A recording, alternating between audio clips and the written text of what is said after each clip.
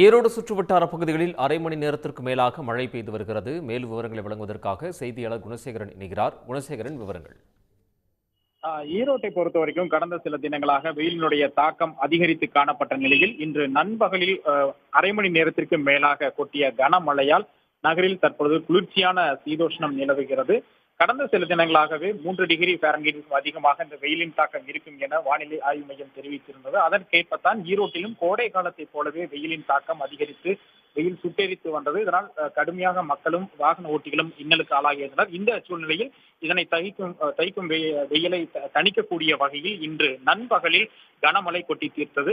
கருமேகங்கள் திரண்டு இந்த மாநகரின் பல பகுதிகளில் மழை பெய்தது. குறிப்பாக அக்ரஹாரம், மூலப்பட்டறை, பவானி சாலை, பேருந்து நிலையம், வீரப்பஞ்சத்திரம் உள்ளிட்ட பல பகுதிகளிலும் தொடர்ச்சியாக ஒரு அரை மணி நேரத்திற்கு மேலாக பெய்த கனமழையால் அந்த வெயிலினுடைய தாக்கம் தணிந்து தற்பொழுது அந்த குளிர்ச்சியான சூழ்நிலை நிலவுவதால் மக்களும் சற்றே நிம்மதி அடைந்துள்ளனர். குணசேகரன், தகவல்களுக்கு நன்றி. உடனுக்குடன் செய்திகளை தெரிந்து கொள்ள சன் நியூஸ் பெல் ஐகானை கிளிக் பண்ணுங்க.